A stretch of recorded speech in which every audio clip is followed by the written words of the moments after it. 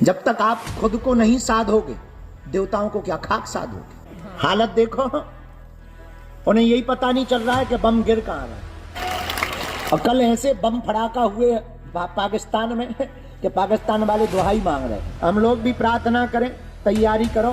हम तो कहते हैं कि एक बार में ही इससे हिसाब किताब पूरा हो जाए। और पाकिस्तान भिखमंगा देश। मजा देखना भारतीय आर्मी का। I proud of you Indian army. और इस बात पे भी हमें ज्यादा गर्व है कि हमारे बड़ा वाला भाई बड़ा खतरनाक टाइप का है। सीताराम दोस्तों, नमस्कार दोस्तों। तो हमको सबको ज्ञान है कि बागेश्वर गुरुजी धाम पर हैं। धाम पे रह कर के धाम में ना रहना, ये अलग मजा था। और हम किसी बादशाह को नहीं मिले। लेकिन दोस्तों, कुछ भी हो, ध्यान तो ये अघोषित जो युद्ध चल रहा है पाकिस्तान के साथ, उसके ऊपर सब किया है। तो गुरुदेव जी भी ने साधना की, हवन किए, प्रार्थना की, सब बातें बताई। तो उन्हीं में से कुछ अंश मैं आपके सामने शेयर कर रहा हूँ, क्योंकि धाम पर थी काफ़ी भीड़, श्रद्धालु काफ़ी जुटे हुए थे। लेकिन कल जब उन्होंने दरबार लगाया, मॉर्निंग में लगाया, और दरबार से पहले कुछ इस तरीके से पाकिस्तानियों की बैंड बजाई। अब बताओ, हल्दी मेहंदी के बाद में फिर विदाई भी तो होती है। तो उन्हीं पार्ट को, उन्हीं विषय को, उन्हीं जो हौसला अफजाई जो उन्होंने देशवासियों की, सरकार की और सेना की, और उन्होंने खुद को भी कहा कि मुझे भी बॉर्डर पे भेज दो।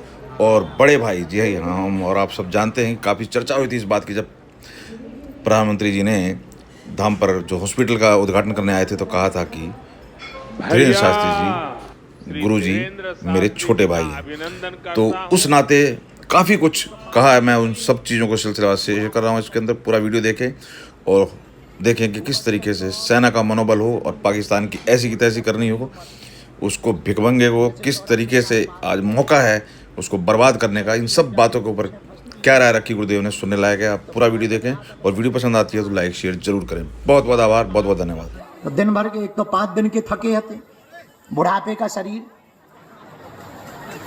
ऊपर से अब तो और 5 दिन भोजन नहीं मिले तो 94 प्लस लगी उम्र, जैसे 94 साल पार हो गए हों। ऊपर से बढ़ती हुई दाढ़ी, मूछें फंसती हुई, तो फिर और लग रहा था कि सच में बुढ़ापा आ गया है। 11 लाख जप पूरा हो गया। कमजोरी आ गई है, वजन 2.5 किलो घट गया है, लेकिन मजा बहुत आ रहा है। मजा इस बात पे आ रहा है कि हमारे गुरुजी बहुत खुश हैं।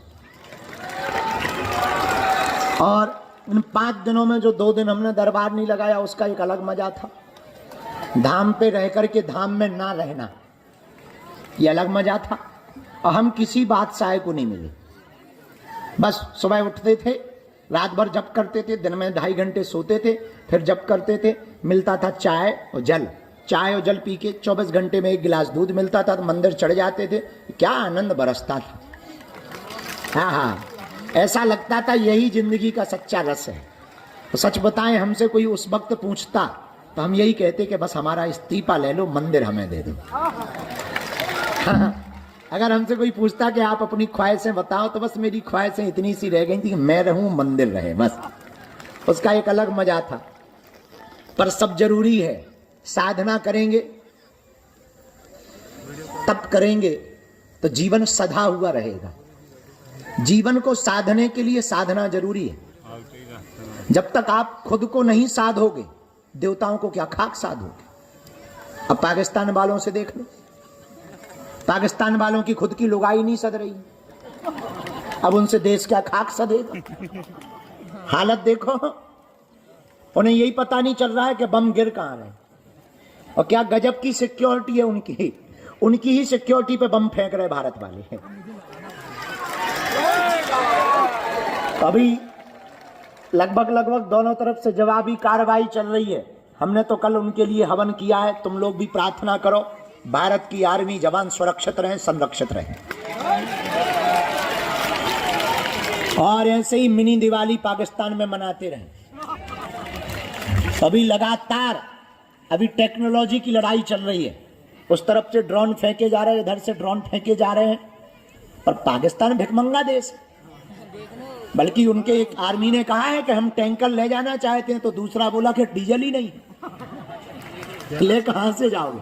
हालत बहुत खराब है उनकी। अच्छा, अद्भुत बात यह, धन्य है भारत की आर्मी। अब वो भारत नहीं है कि तुम हमें आंख दिखाओ अब ये भारत है, अगर तुम उंगली दिखाओगे हम घर में घुस के मारेंगे।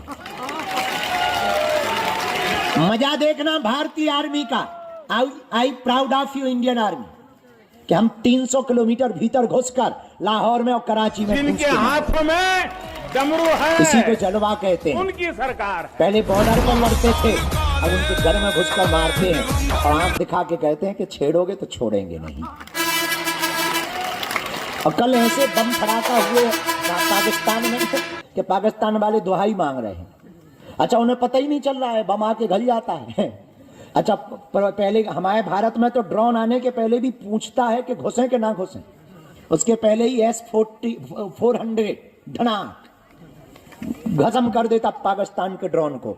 लेकिन हमारे वाले भीतर घुस के जाते हैं, पूछते नहीं, जब घल जाते हैं तब पता लगता है कि घल गया है। हाँ, दहशत में है, दहशत में। और पाकिस्तान वालों को दहशत में रहना ही चाहिए। जब विचार करो, सिंदूर इतना खतरनाक है तो हल्दी और मेहंदी कितनी खतरनाक नहीं होती।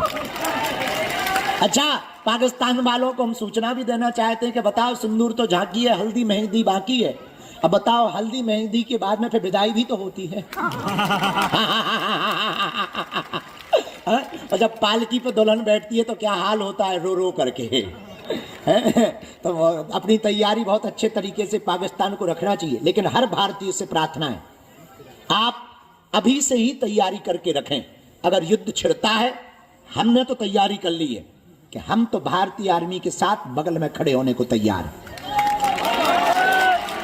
पर अगर युद्ध छिड़े तो तुम अपने बच्चों को भी तैयार रखना, तुम्हारे बेटा को भी तैयार रखना। और विवाहित माताओं से प्रार्थना है, अपने पतियों को तैयार रखना। सरहद पर जाना पड़े देश को बचाने के लिए तो बिना रोके टोके अपने बच्चों को या अपने पति को सरहद पर भेज देना। और हाँ, हम कह देते हैं कि हम पहले नंबर पे जाएंगे, ये पहले लिखो। अगर जरूरत पड़ी भारतीय आर्मी को तो हम पहले नंबर पे जाएंगे। ये बात बोलनी भी नहीं चाहिए, हम फिर से बोलेंगे। अपने 100-100 500 रुपया तैयार रखना, जरूरत पड़ने पर भारतीय आर्मी के खाते में डालेंगे। क्योंकि ये लड़ाई केवल सैनिकों की नहीं है, ये लड़ाई देश की है। ये लड़ाई 140 करोड़ भारतीयों की है। वर्तमान में क्या हिंदू, क्या मुसलमान, क्या सिख, क्या ईसाई, सब भारतीय आर्मी के साथ हैं और रहना ही चाहिए। हम तो इतना और करेंगे प्रार्थना भारत सरकार से, भारत की आर्मी से। एक मिसाल, उनके घर पे भी भारत में दाग दो जो गद्दार है, जो देश के गद्दार हैं, जिन्हें पाकिस्तान से प्यार है।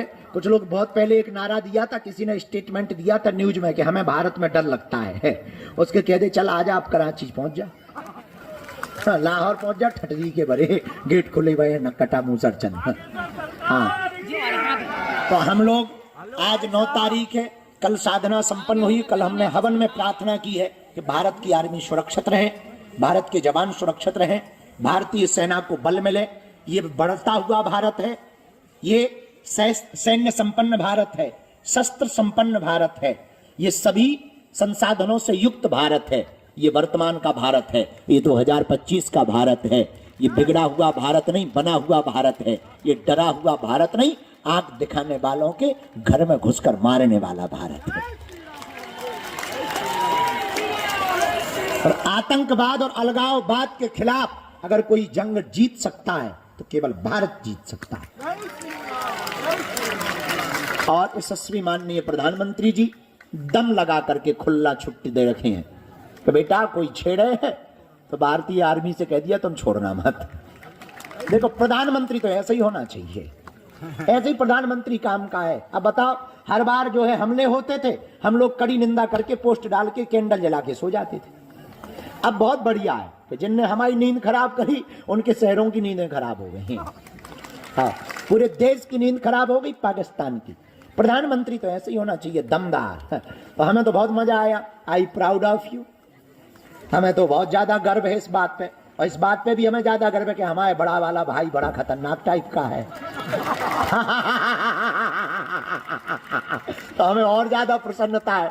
तो अभी वर्तमान में बहुत बढ़िया चल रहा है, लेकिन आप लोग प्रार्थना करिए, तैयारी करके रखिए। जरूरत पड़ने पर अगर जाना पड़े तो तैयारी करके मनोयोग में रखिएगा।